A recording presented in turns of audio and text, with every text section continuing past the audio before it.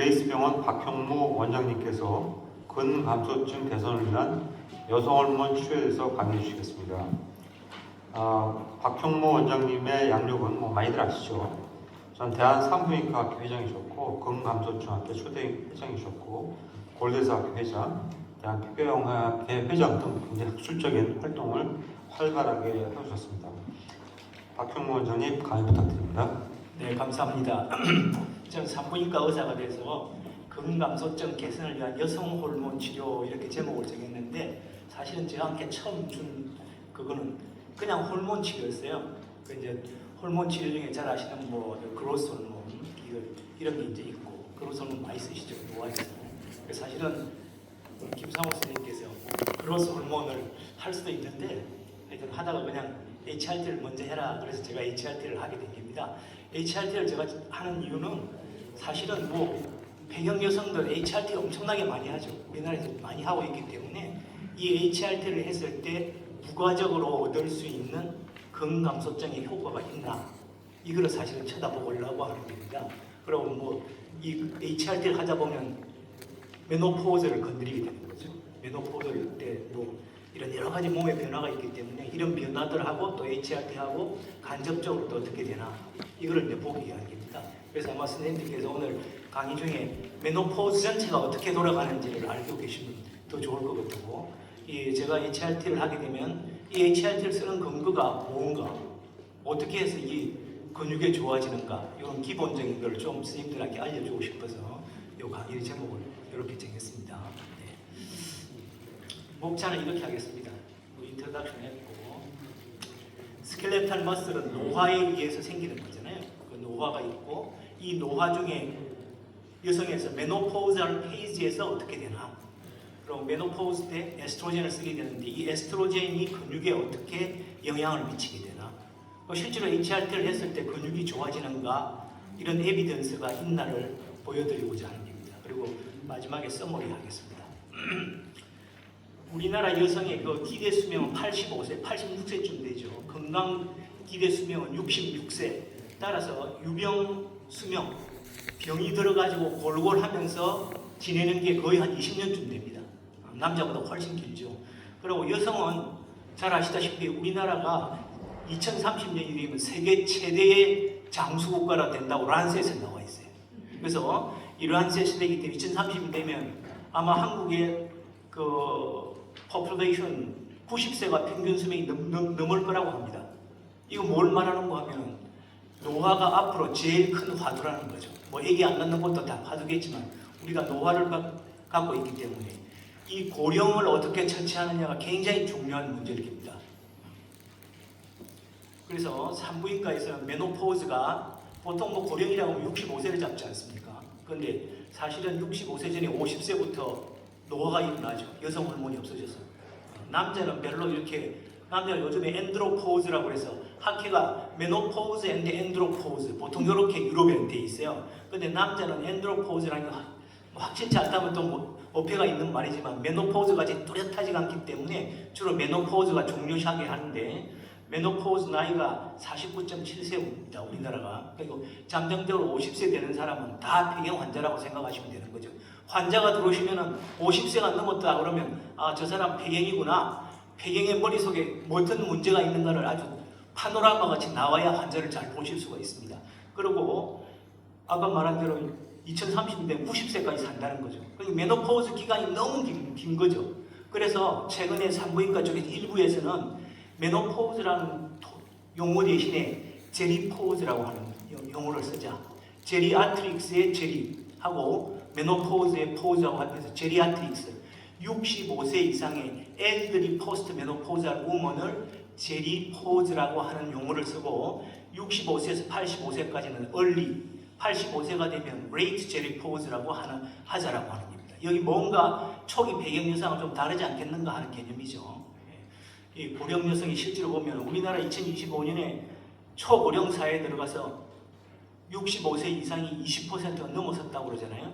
여기 2018년에서 25년까지 한 17년 지나면서 벌써 이게 슈퍼 A, 초고령 사회에 들어갔어요. 이렇게 빨리 초고령 사회로 넘어가는 나라가 없습니다. 초고령 사회에 넘어갈 때 수십 년 걸리죠. 유럽 사회라든지 미국 쪽에서 보면. 근데 우리나라는 뚝딱 17년 만에 초고령 사회에 들어가서 나라에서는 뭐 초고령 사회를 뭐 어쩌고 저쩌고 하는데 이게 보건학적으로 사실은 초고령 사회에 대한 대비가 제일 잘 되어 있는지 알 수가 없습니다. 근데 우리는 어려운 현상이 있기 때문에 이 초고령 사회에 들어가 있는 사람들의 문제점이 무언가를 잘 알고 계시될 거예요. 벌써 뭐 초고령 사회에 들어가니까 엄청난 의료비의 지출이 있다라고 하는 거죠. 예. 그리고 나라 전체가 이게 이 초고령 사회에 대비가 되어서 의료 같은 데 같아서 충분히 서포트를 할 수 있나 이런 것도 생각이 될 것 같고 우리나라 평균 연령이 49.7세라고 했는데 잠정적으로 50세를 잡으면 제가 그때 해봤더니 2030년이 되면 여기 보시면 여자는 2명당 1명 길거리에 2030년 얼마 안 남았어요. 5년이 지나면 길거리 가는 여자 2사람당 1명이 폐경 여성입니다. 그리고 이때 2030년 되면 우리나라 여성의 4분의 1이 엘더리거든요. 근데 여기 조금 지나서 2060년이 되면 우리나라 여성의 42%니까 좀 과장해서 말하면 여자 2사람당 1명이 엘더리로 들어가는 거죠. 그러니까 이게 문제가 사회 전체로 엄청난 그 심각한 문제가 있을 걸로 생각이 됩니다. 그리고 2030년에 되면 우리나라 인구가 이정적으로 해서 계속 인구가 줄어요. 인구가 주는 것도 문제가 되겠죠. 그 인구가 주는데 사실은 엘더리 파퓰레이션은 계속해서 증가하죠. 사회가 굉장히 이상한 사회가 될 가능성이 굉장히 많은 겁니다. 여러분께서 이거를 잘 알고 계셔야 우리는 뭐 의사니까 의학적으로 잘 대처할 수 있는 상황을 갖고 계셔야 된다. 그래서 일본이 2007년에 세계에서 처음으로 초고령 사회에 들어갔어요. 아무도 가보지 않은 사회에 처음으로 인구의 20%가 65세 이상이 됩니다. 그래서 일본의 나라 전체가 이게 도대체 어떻게 되는 거냐, 일본 전체가. 그래서 처음에 이 정형 각 분야에서 이걸 리서치를 하면서 일본 정형외과에서 로코모티브 신드롬이라는 걸 주장을 했어요. 이 로코모티브 신드롬은 뭔가 하면 사람이 움직이지 못한다는 거죠. 도대체 나이가 들어서 움직이지 못하는 거는 왜 움직이지 못할까? 이 움직임에 영향을 주는 게 뭐가 있나? 이걸 해서 찾아낸 게 머슬이 있다. 살코페니아가 있는 거죠. 그다음에 보온이 있다. 오스테오포로시스가 있는 거죠. 그다음에 조인트, 오스테오아스라이티스가 있는 겁니다. 그다음에 너브가 스파이널 스테노시스. 이 네 개의 병이 사람을 움직이지 못하게 되기 때문에 초창기부터 이걸 극복을 하게 되면 나중에 움직임이 있고 마지막까지도 잘 움직이다가 갑자기 돌아가시는 이런 상황이 된다는 거죠.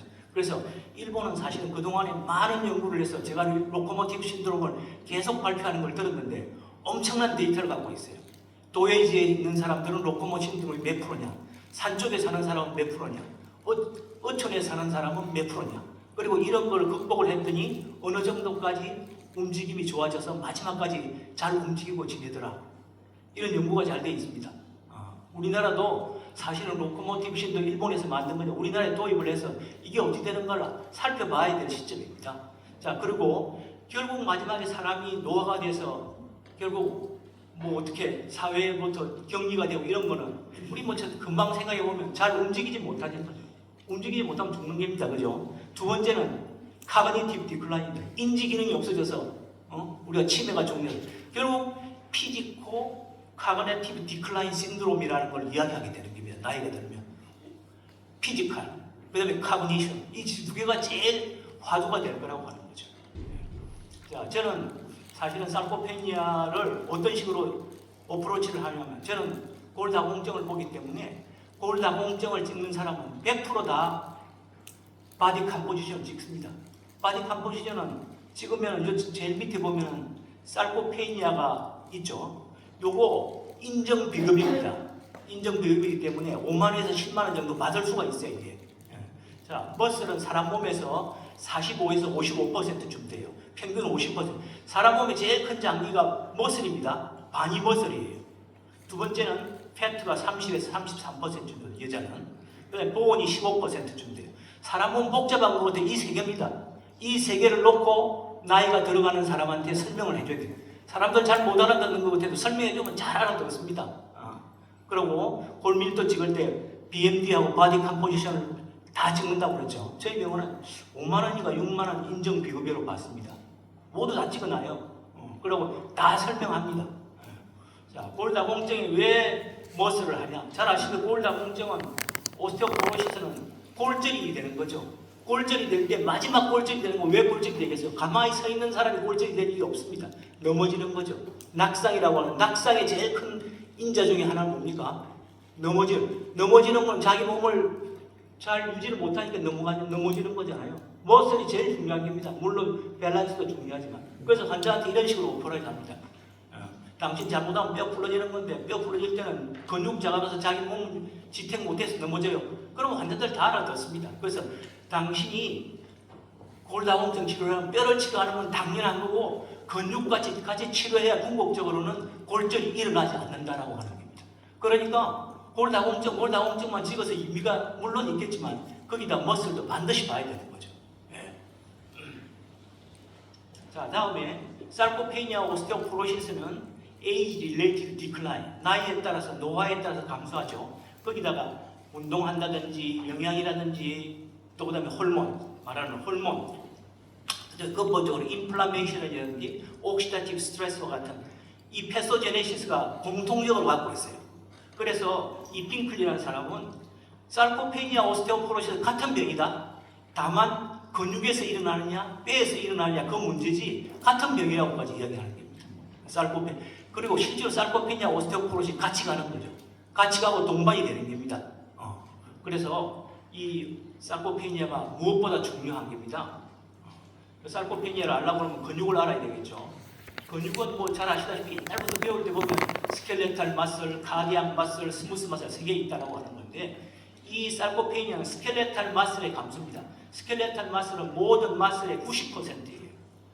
모든 마슬의 90%가 스켈레탈 마슬은 자기가 마음대로 움직이는 것이 근육이잖아요.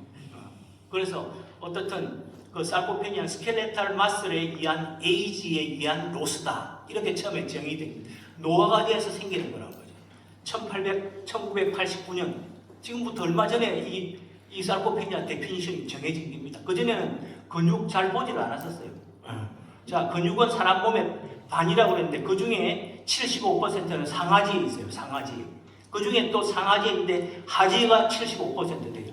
그러니까 하지의 근육이 무엇보다 중요하다는 겁니다. 예. 그리고 이런 근육은 스켈레탈 마슬은 마슬 매스와 마슬의 펑션, 마슬의 펑션은 또 스트렝스와 피지컬 퍼포먼스 이 세 가지 컴포넌트로 갖고 진단을 하게 되는 거죠. 앞에 다 들으셨죠? 자, 머슬의 유니트는 모타 유니트라고 해서 모타 뉴론과 우리가 잘 아는 머슬 파이버 이 두 개로 이루어져 있어요. 그러니까 우리가 얼른 생각할 때 본같이 뼈만 있는 게 아니라 모타 뉴론이라고 너브라고 하는 게 한 개 더 있는 거죠. 어찌 보면 너브에서 타입 1 파이버, 타입 2 파이버라는 게 있는데 타입 2 파이버가 사람이 움직일 때 관계되는 겁니다. 그런데 이 타입 2 파이버가 노화가 되면 아주 셀렉티브하게 많이 감소가 되는 겁니다. 그러니까 타입 2 파이버가 중요하고 그런 의미에서 머슬 파이버의 퀄리티가 어떻게 되느냐가 굉장히 중요하다는 거죠. 양만 중요한 게 아니라. 자, 그래서 아까 이거 보셨죠? 아시안 워킹 그룹. 뭐 데피니션이 많다는 거는 뭐 여러 사람들이 이야기하고 미국 다르고 뭐 유럽 다르고 다 다르지만 일단 우리가 아는 거는 아시아 워킹 그룹을 갖고 쓰기 때문에 어차피 아시안 워킹 그룹을 갖고 사용해야 돼요. 거기에 따른 데피니션을 사용해야 돼요. 아까 피지컬 퍼포먼스, 마슬 스트렝스 이거 다 설명해 드렸죠. 그리고 마지막에는 결국 마슬의 양을 잰다는 겁니다. 마슬의 양을 재는 건데 이 마슬이 양이 많으면은 파워가 좋겠죠. 그런데 이게 복잡한 문제예요. 연구를 하다 보니까 최근에 나온 연구에는 마슬 매스하고 마슬 펑션은 상관계수가 0.3에서 0.5라고 되어 있습니다. 이거 제곱을 하면 9에서 25%가 돼요. 25가 되는 거죠. 이거 뭘 말하는 거냐면은 마슬의 스트렝스, 실제로 사람이 움직이고 힘을 파워를 내는 거는 머슬 양이 관계하는 거는 20%밖에 안 된다는 겁니다. 그 나머지 75%는 마슬 양이 아니에요. 우리가 골다공증은 어떻게 됩니까? 골다공증은 보온의 스트렝스는 70%가 골의 양에 있어요. 그러니까 골밀도 한 장 찍어가지고 뭐 좋다 나쁘다 이야기하고 그거 갖고 진단하지 않습니까? 머슬은 같은 개념인데도 불구하고 머슬 파워의 20%만 마슬 매스라고 되어 있어요. 물론 이 연구는 더 해봐야 되지만 따라서 마슬 매스를 증가시킨다는 건 물론 중요하지만 마슬 매스보다는 마슬의 파워가 더 중요하다고 하는 겁니다. 그래서 펑셔널 sarcopenia 이런 이야기는 나오기 시작하는 거죠. 그 나머지 25%는 뭐냐? 머슬 퀄리티다. 타입 5라든지 아디포스 티슈, 아까 말한 뉴럴 팩터, 너보다 인텐트입니다. 그다음에 마이토콘드리아 상태가 어떻게 되냐? 이게 ATP를 만들어서 머슬의 파워를 전하는 거잖아요. 그다음에 호르모널 스테이터스, 제가 오늘 말하고자 하는 호르모널 스테이티스가 되는 거다. 그래서 머슬 매스를 잰다고 하는 거는 굉장히 중요하지만 머슬 매스가 기능의 일부만을 갖다가 반영하고 전체 나를 반영하는 게 아니다. 그것도 그나마 25% 정도까지가 맥시멈이기 때문에 사실은 머슬 매스를 증가시키는 것 자체가 중요하겠지만 어쩌면 딴 게 더 중요한 것도 있을 수 있을 것이다. 그래서 아마 앞으로 연구 방향이 좀 달라질 가능성이 있다. 이게 아까 본 거죠. 이 본 건데 세계는 머슬 매스, 피지컬 퍼포먼스, 머슬의 스트렝스 이 세 가지를 갖고 진단을 하지만 우리나라 코리안 워킹 그룹에서는 머슬 매스 안 되고 이 두 개만 해가지고도 얼마든지 골다공증이가 진단할 수 있고, 자 그런 의미에서 우리가 뭐 살코페니아, 시비어 살코페니아 세 개 다 있으면 시비어 살코페니아예요. 머슬 매스 한 개 있고 둘 중에 한 개 있으면 살코페니아예요. 그런데 머슬 매스 없어도 펑션만 두 개만 떨어져 있으면은 이거 펑셔널 살코페니아라고 하자. 그 임상적으로는 더 중요하다는 겁니다. 그래서 이 펑셔널 살코페니아는 뭐 우리나라 학회에서 제일 처음으로 주장한 건데 세계 학회에서 야 그거 굉장히 좋은 생각이다. 그렇게 생각합니다. 여러분들 다 왜 그런지 아시겠죠? 머슬 매스는 머슬 펑션의 25% 정도만 지금 우선 반영한다라는 게 일반적인 경향이기 때문에 그렇다는 겁니다. 자, 여성에 있어서의 머슬 펑션은 에이징이 되면 감소하는데 그거를 처음 더 자세히 들여다봤더니 메노포즈 타임 때 굉장히 많이 감소하더라는 거죠. 페리메노포즈 때. 그리고 이 머슬에 에스트로겐 리셉터가 있더라. 그래서 이 스켈레탈 머슬 자체가 뭐 어떻든 에스트로겐 리스판시브 티슈다라고 얘기합니다. 자, 그래서 에스트로겐이 없어지는 이런 상황에서 머슬은 아마도 매스나 펑션이 떨어지게 되겠고 따라서 HRT를 하게 되면 도로 좋아질 거다라고 하는 제일 근본적인 개념이 여기 있는 겁니다. 네. 그래서 실제로 머슬 스트렝스가 머슬 매스보다 중요하고 머슬 스트렝스는 에스트로겐 레벨하고 컬러레이션이 있다는 게 있고 따라서 포스트 메노포잘 우먼에서는 머슬 파워가 아주 유의하게 떨어지더라라는 거죠. 이 메노포즈라고 하는 거는 사실은 아까 뭐 양동훈 선생님도 했겠지만 메노포즈에 대일 환자들이 많이 오는 거는 열성 홍조가 있고 어쩌고 저쩌고 하는 거지만 살쪄라고 하는 것도 굉장히 많아요. 나 선생님 살이 쪄서 이거 뭔지 좀 해야 되겠는데 살이 많이 찌죠. 보통 3 내지 5kg 찐다고 하는데 배경전에 뚱뚱한 사람은 8kg까지 쪄요. 걷잡을 수 없이 찌기 때문에 그것 때문에 오는 건데 따라서 메노포즈는 옛날부터 에너지 디스레귤레이션의 피어리더라고요. 에너지가 조절이 잘 안 되는 시기라는 거죠. 뭐가 안 되느냐? 파지티브 에스트로겐 밸런스라고 되어 있어요. 에너지가 남아도는 거죠. 그 남아도는 에너지는 어떻게 되냐? 패트로 사람 몸에서 어큐뮬레이션 되는 겁니다. 비만이 제일 많을 때 언제예요? 폐경 때입니다. 예. 그래서 거기 보면은 이 왜 살이 찌냐는 걸 봤더니 에너지 익스펜디처를 봤더니 레스팅 메타볼릭 레이트, 레이저 타임 액티비티가 모두 다 떨어진다는 거죠. 폐경이 되면서. 그래서 거의 하루에 한 230 칼로리가 소모가 줄어드는 겁니다. 그러니까 이 칼로리가 다 지방으로 변하기 때문에 폐경 때 당연히 뚱뚱해지게 되는 거죠. 그래서 어떤 사람이 페리메노포즈 환자를 6년간 팔로우 해봤어요. 그 중에 폐경이 된 사람도 있고 안 된 사람도 있어요. 그걸 비교를 해봤더니 폐경이 된 사람은 폐경이 안 된 사람에 비해서 6년 동안 팔로우 해볼 때 팻 매스가 2.5kg가 증가가 되고 팻 프리매스는 3.0이 감소하더라. 팻 매스가 증가되고 페리메노포즈 되면서 린 매스, 머슬 매스는 3.5이 감소하더라는 거예요. 이게 뭐냐면 사람이 뚱뚱해지면서 근육량은 줄어드는 거죠. 자, 그런 겁니다. 그래서 우리가 제가 이거 국민건강영양도사라고 해서 한 4년간 우리나라에 한 적이 있는데 그때 봤더니 우리나라 사람은 50세 때 BMI가 제일 높아요. 50세 때 58kg로 제일 높은데 BMI를 키의 제곱으로 나눈 거 봤더니 60세 때 오히려 BMI가 더 높아요. 50대보다. 우리 국민건강영양조사 할 때.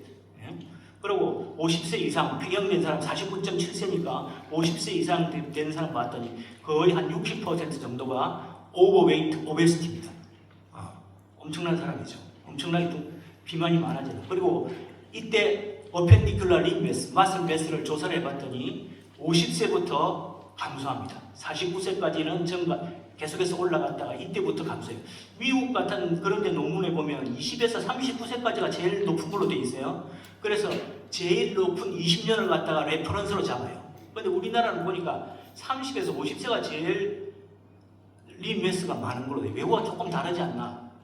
그런 생각이 듭니다. 어쨌든 메노포즈가 되면 립 매스가, 머슬 매스가 줄어듭니다. 그뿐만 아니라 비세럴 아디포스 티슈가 전하면서 전체적으로 오베시티, 센츄럴 오베시티로 가는 거죠. 그리고 잘 아시는 볼 밀도는 폐경부터 떨어지죠. 오스테오포로시스가 되는 겁니다. 폐경이 되면 이러한 시퀀스가 나타난다는 거죠. 살코페니아, 오스테오포로시스, 오베시티. 이게 이제 컴바인돼서 나타나는 거죠. 그리고 지방이 많아지게 되면 머슬에 지방이 많이 뛰겠죠. 액토픽 팻 디포지션이 많아지면 이 머슬에 팻 디포지션이 많아지면 이게 이제 여러 가지 카디오 메타볼릭하게 인플라메이션도 증가시키고 이래서 카디오 메타볼릭을 이러한 상황을 만든다고 하는 거죠. 자, 그러면 사람이 뚱뚱해지면 머슬 안에 패트도 많아져요. 액토픽 팻이 많아집니다. 그래서 패트가 많아지면 어떻게 되나? 머슬 안에 패트가 뚱뚱해져서 많이 끼면 어떻게 되냐? 패트가 머슬 안에 많이 끼면 그 머슬의 오리엔테이션이 바꿔지기 때문에 머슬의 스트렝스가 떨어집니다. 그것뿐만 아니라 패트라고 하는 것은 그 어떤 메타볼리컬리 액티브한 컴포넌트이기 때문에 거기서 라이포톡시간 이펙트, 인플라멘터리 사이토카인이 많이 나와서 인터루킨 6라든지 TNF 알파가 많이 나오죠. 그래서 여러 가지 그 나쁜 작용을 나타냅니다. 이러한 인플라멘터리 사이토카인이 머슬 양을 줄이게 되죠. 따라서 사람이 뚱뚱하게 되면 머슬 안에 패트가 많이 끼고 패트가 많이 끼울수록 같은 양의 머슬이 있더라도 머슬의 파워가 떨어지게 되는 겁니다. 예. 이해가 되시죠?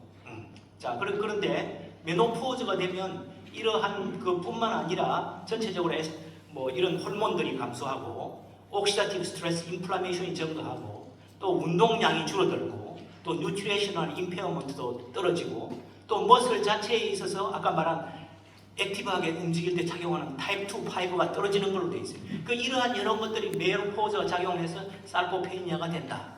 이렇게 얘기하는 겁니다. 자, 그 중에서 메노포즈가 되면 제일 많이 관계되는 건 잘 아시다시피 호르몬이 감소하는 거죠. 여성 호르몬이 감소하는 거죠. 우리가 머슬하고 관계돼서는 아나볼릭한 거, 근육을 많이 만드는 호르몬, 그 다음에 캐타볼릭 호르몬, 만들어진 그 머슬을 파괴하는 그러한 호르몬들이 있는데 대표적인 아나볼릭 호르몬은 인슐린, 그로스 호르몬, 에스트로겐, 프로제스테론, 테스토스테론, 캐타볼릭은 코티졸, 사이로이드 호르몬 같은 거라고 되어 있어요. 근데 이제 메노포즈 제일 중요한 거는 에스트로겐이죠. 그죠? 그래서 호르몬이 폐경이 되면 이렇게 한 1, 2년 사이에 급속히 에스트로겐이 감소합니다.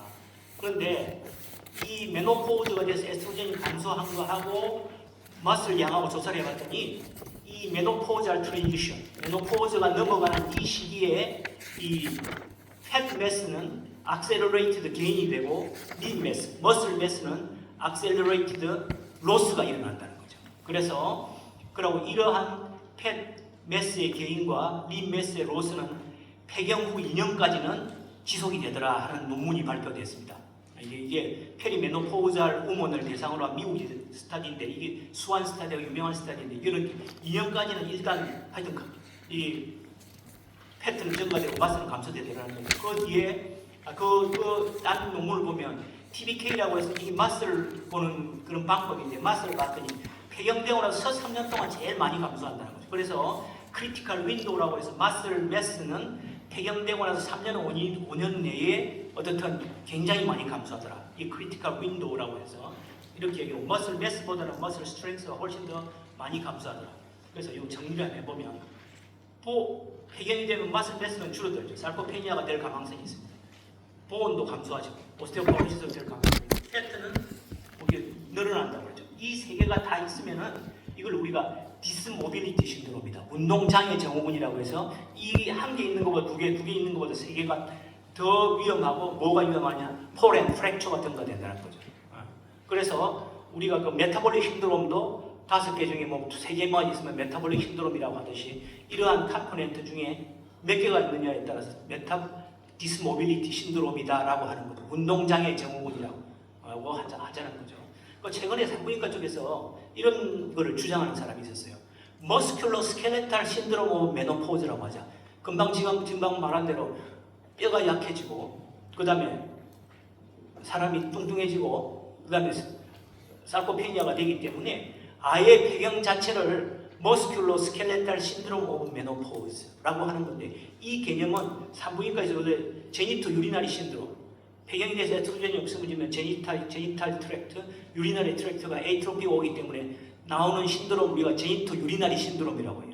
그걸 바탕으로 해서 머스큘러 스켈레탈, 머슬과 보온이 모두 다 관계가 되고 오스테오아트라이티스 같은 것도 어느 정도 여성 호르몬 관계가 있기 때문에 이런 모든 것들 어떻게 보면 메소더말의 오리진하는 이런 병들을 합해서 머스큘러 스켈레탈 신드롬이라고 해보자라고 하는 겁니다.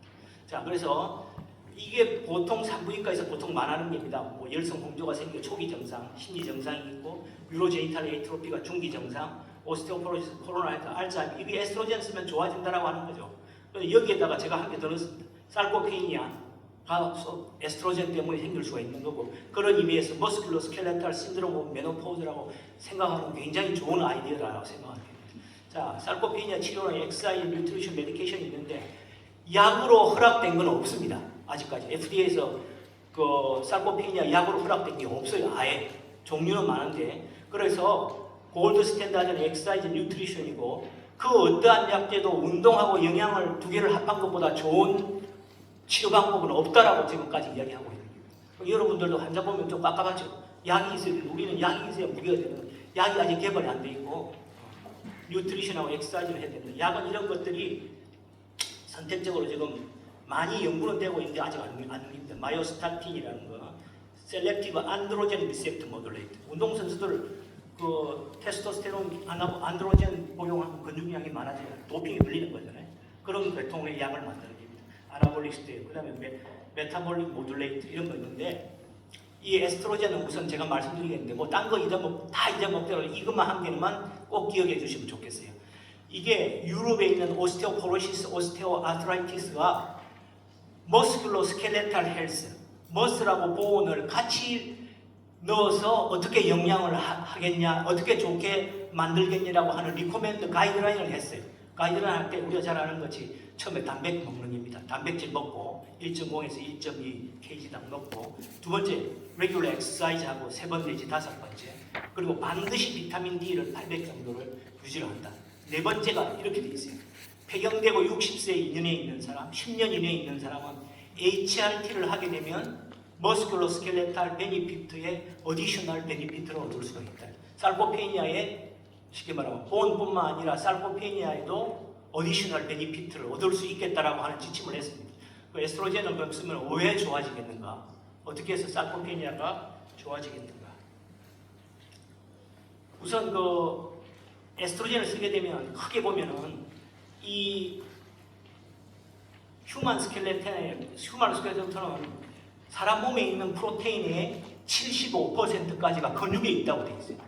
쉽게 말하면 근육은 프로테인의 덩어리라고 생각하실 수도 있는 겁니다. 따라서 프로테인이 제일 중요하죠. 그래서 사실은 머슬이 어떻다라고 하는 것은 전체 프로테인의 턴오버하고 아주 밀접한 관계가 있죠. 턴오버가 관계있고 프로테인의 신시시스와 브레이크다운의 밸런스에 의해서 머슬 양이 조절된다라고도 할 수 있을 겁니다. 왜 그런가 하면 머슬이 사람 몸의 75%의 프로테인이 머슬에 있다라고 하는 거죠. 그래서 엑서사이즈와 뉴트리션이 이러한 머슬 신시시스의 가장 큰 아나볼릭 시그널이라고 되어 있어요. 이 두 개가. 예. 그런데 에스트로겐은 이 프로테인 메타볼리즘에 있어서 프로테인 신세시스를 증가시키고 프로테인의 브레이크다운 하는 걸 감소시킨다라고 되어 있습니다. 프로테인을 많이 만들고 브레이크다운 하는 걸 감소시키니까 머슬 양이 많아지겠죠. 예. 그 다음에 뭐 나머지는 IGF-1의 크로스토커가 있다. 세틀라이트 스템셀이라고 하는 건 머슬 셀의 스템셀입니다. 이거를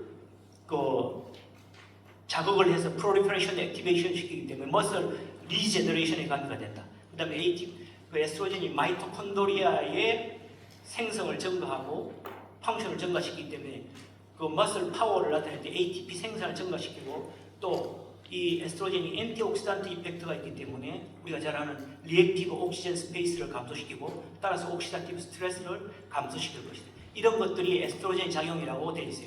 그래서 이거 하나하나를 보면은 아까 말한 대로 머슬 프로테인 턴오버에서 신세시스를 증가시키는 것은 mTOR 시그널링 패스웨이 꼭 외워두세요.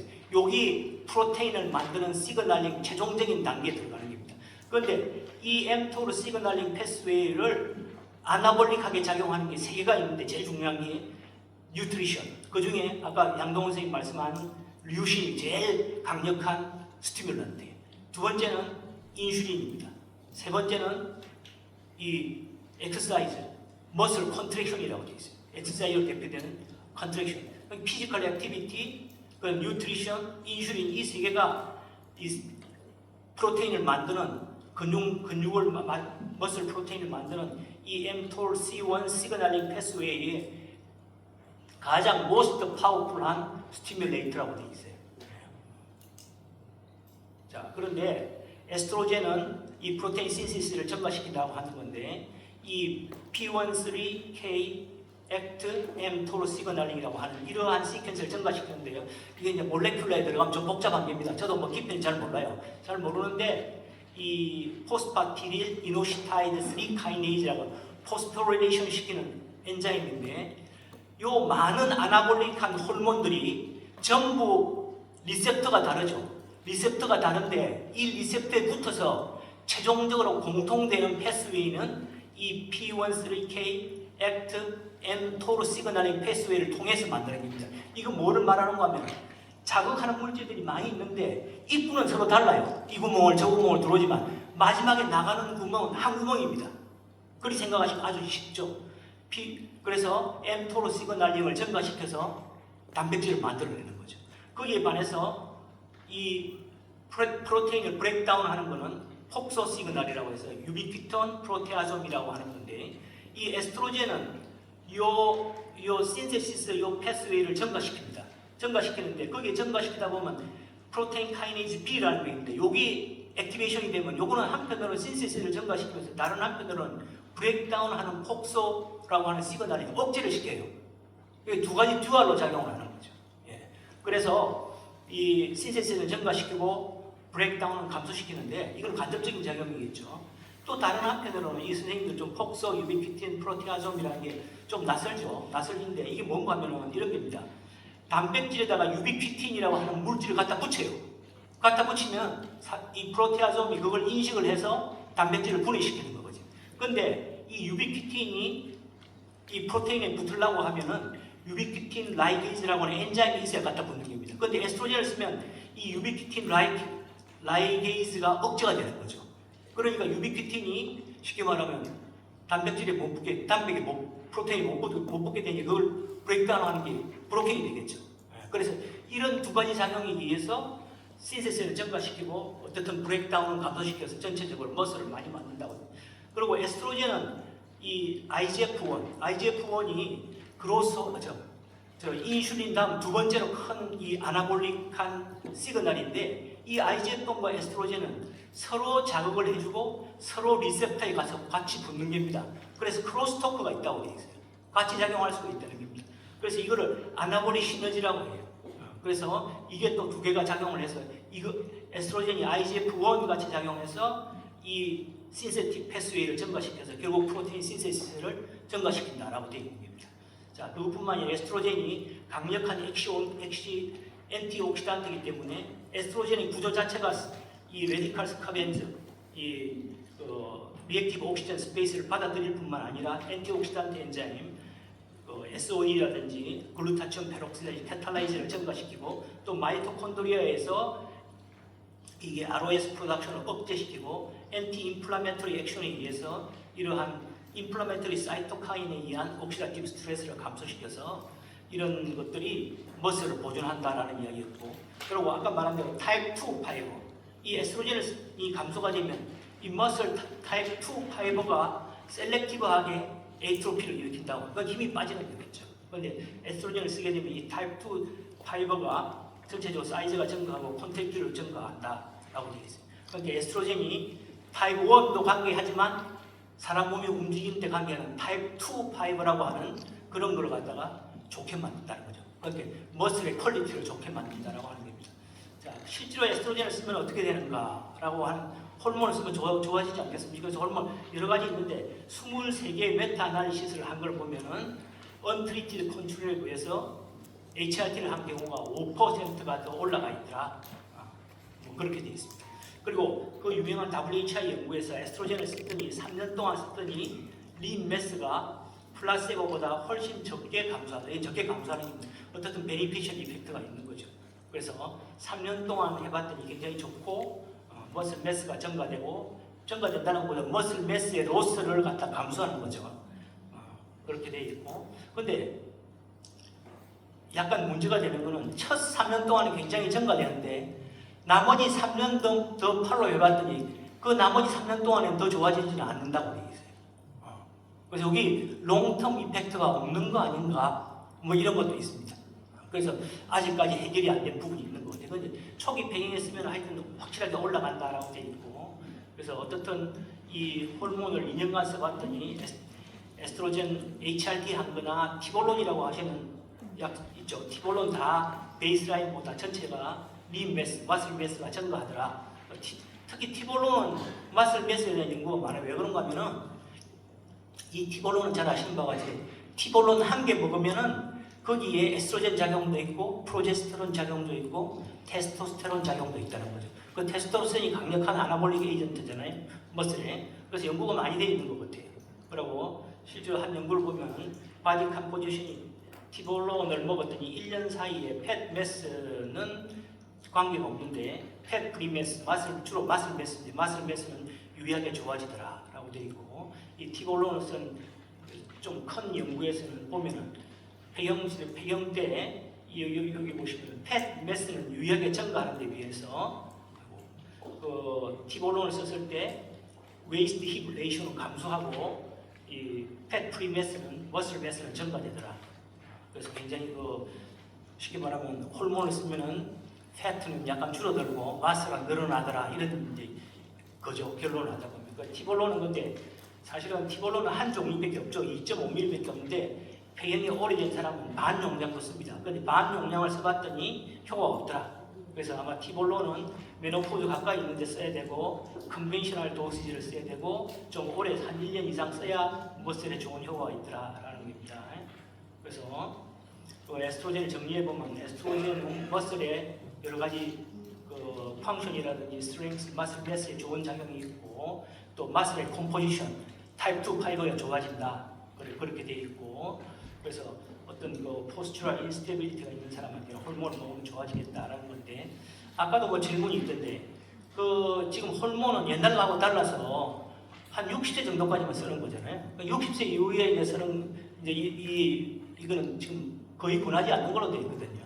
물론 셀렉티브하게 뭐 쓰는 사람도 있겠지만, 근데 실제로 머슬 매스는 에이징 때 계속 감소하기 때문에 62세에서는 못 쓰기 때문에 약간 문제가 있는 것 같습니다. 그리고 아까도 본 같이 용량을 작게 썼을 때 효과가 없다. 그러니까 어느 용량까지를 써야 될 건지 뭐 그런 것들이 해결돼야 될 문제인 것 같아요. 자, 정리하겠습니다. 아시아 기준은 사포피니 아시아 기준은 우리나라도 이거 쓰는 거거든요. 2019년에 나온 아시아 가이드라인 쓰고 여러 가지 가이드라인이 있는데 딴 거 볼 거 없습니다. 우리나라 사람들 우리나라 환자 치료하는 거니까 아시아 가이드라인 기준만 알고 계시면 되는 거고, 한국도 요 2016년에 2021년이네요. 21년에 한국 요 KCD 에이스에 의해서 이게 질병으로 들어왔어요. 그리고 이 인정 비급여, 근육량 측정하는 인정 비급여입니다. 선생님들이 10만 원 받든지 20만 원 받든지 선생님 마음대로 받아도 걸리지 않습니다. 그래서 요거 BIA로 할 수도 있고, 그리고 우리나라는 초고령사에 들어가 있고 근골격계가 앞으로 굉장히 중요할 것 같다 하고, 치료는 약이 없다고 그랬잖아요. 그러니까 운동과 영양이 제일 좋은데 앞으로 약제 개발이 시급한 거죠. 유럽이 10년 이내에 제일 약으로 만들어야 될 약이 근육을 증가시키는 약이라고 지금 이야기하는 겁니다.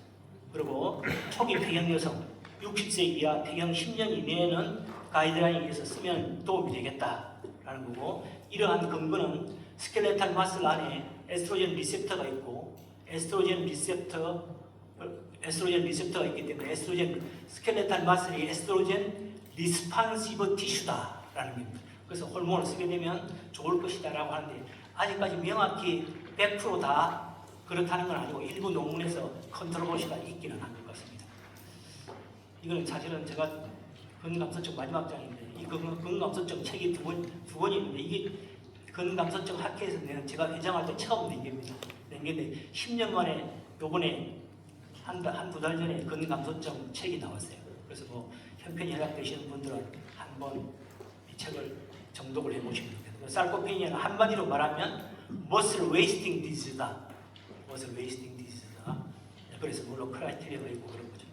그리고 아까 말한 대로 호르몬은 여러 가지 적응증으로 쓰는데 그걸 쓰다 보면은 근육량도 도움을 받을 수가 있겠다. 그 정도로 이해해 주시면 좋겠습니다. 네, 감사합니다. 그 여성 호르몬과 sarcopen에 대해서 정리를 잘해주신 박형 교수님한테 감사드리고요. 혹시 질문 있으신가요? 예.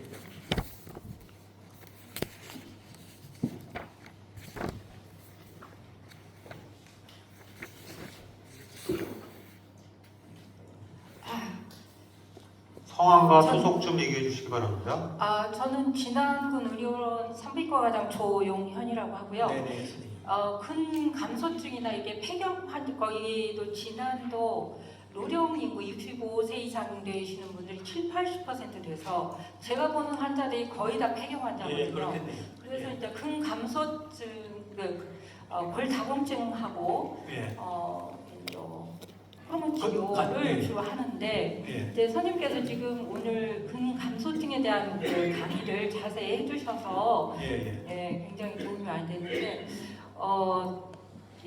선생님 근데 근감소증 버디 컴포지션도 찍는가요? 그 몰밀도 찍을 때 붙여서. 인바디에 그거 있는데 들어있죠? 그걸 안 사줘가지고 못 찍어요. 아, 골다공증만 체크하고 있는데 예. 지금 아마 근감소증이 지금 인바디 안에 있는 거 지금 같이 네네. 검사하는 거예요. 인바디도 있고 덱사에다 갖다 붙이면은 바로 찍을 수가 있어요. 그래요? 덱사의 기계가 따로 있거든요. 예. 거기 그 부속 거기 있어서 같이 찍으시면 되는 그러면 거고. 골다공증 예. 체크할 때 바디 포지션도 추가해서 네네네네. 같이 찍으라고 오더라고요. 네네네. 그거는 인정 비급여이기 때문에 네. 선생님 맡고 싶은 대로 가면 되는 겁니다. 네네. 네. 그래서 이 환자들을 호르몬 치료를 하다 보면 예. 거의 다가 50대 때 오시는 분은 거의 없고요. 60대 돼서 오세요. 예. 그래서 제가 이 60대 이상 돼서 이 호르몬 치료를 하려고 하다 보니까 카디오바스큘라 네, 리스크가 그렇습니다. 높아서 굉장히 조심을 하거든요. 네네네. 그래서 근데 쓰면은 굉장히 환자들이 좋아져요. 그렇습니다. 예. 네. 그래서 이런 그 리스키한 상태에서 호르몬을 쓰기가 굉장히 네네네. 조금 두려움을 가지고 있거든요. 네네. 네, 그래서 이제 그런 경우에 혹시 선생님은 어떻게 하시는지 네네. 그게 네. 또 궁금했고요. 또 하나는 저희가 이제 티보론하고 네네. 주로 많이 쓰는 게 에스트로겐이었어요. 네네. 아니 안젤릭. 네네. 네, 주로 안젤릭하고 이제 티보론 네. 다른 것도 있지만, 좋습니다. 안젤릭하고 티보론을 주로 쓰는데 혹시 선생님이 지금 티보론이 sarcopenia에 굉장히 효과가 있다고 네네. 하셨는데 네. 안젤릭도 혹시 비교를 하셨는지 네네. 그게 궁금했습니다. 네. 우선 한번 말씀드릴게요. 호르몬은 옛날에는 진짜 많이 팔릴 때는 모든 호르몬을 50세 넘는 사람에게 다 먹으라고 하는 가이드라인이 나온 적이 있었어요. 그래서 어떤 사람이 폐경 후에 여성의 건강을 좌우하는 게 팩터가 하나를 꼽으라고 그러면 호르몬을 먹느냐 안 먹느냐라고까지 이야기할 때가 있었어요. 그리고 미국 그 의사협회에서도 모든 폐경 여성은 다 호르몬요법을 고려해야 된다라고 돼 있었는데 그 이후에 많은 연구들이 되면서 너무 장기간 먹으면 좋지가 않다. 나이가 많은 사람에게 먹으면 좋지가 않다라고 해서 최근에는 폐경되고 나서 10년, 나이로 따지면 60세 정도가 가장 좋다는 겁니다. 그런데 이제 호르몬도 약이기 때문에 적응증을 갖고 쓰는 거죠. 그 호르몬 적응증은 뭔고 하면 처음에 잘 아시는 열성 홍조가 있는 사람 쓰는 겁니다. 두 번째 제니토 유리나리, 아래가 막 화끈거리고 뭐 그런 사람들, 그런 제니토 유리나리 신드롬이 있는 사람. 세 번째는 골다공증의 예방. 그 세 가지가 지금도 적응증이에요. 그럼 네 번째는 40세 이전에 폐경이 된 사람, 좀 더 길게 말하면 45세에 되는 40에서 45세는 얼리 메노포즈라고 하는 거잖아요. 그때 있는 사람들은 요거는 묻지 마. 정상 관계 없이 폐경되는 나이까지 쓰는 겁니다. 50세까지는 최소한 쓰는 거예요. 그럼 40세 이전에 폐경이 된 사람은 그 폐경이 됐다가 아니고 그 병적 상황이죠. 무조건 써야 되는 겁니다. 그거. 근데 사실은 40세 이전에 폐경이 된 사람은 한 1%쯤 돼요. 그리고 45세 이전에 폐경이 된 사람은 한 5% 정도 되고. 이런 사람 놓치면 절대 안 됩니다. 그런 사람 안 쓰면 어찌 되냐? 골다공증이 심해지고 카디오바스큘라 디지즈 같은 게 심해진다고 되어 있어요. 카거디션이 많이 떨어지고. 따라서 그런 것 때문에 호르몬을 40세 이전인 사람은 반드시 써야 되고, 좀 길게 말하면 얼리 메노포즈까지 45세 된 사람까지는 약을 써야 된다라고 생각이 되는 거고. 그리고 간단하게 좀 정리 좀 부탁드립니다.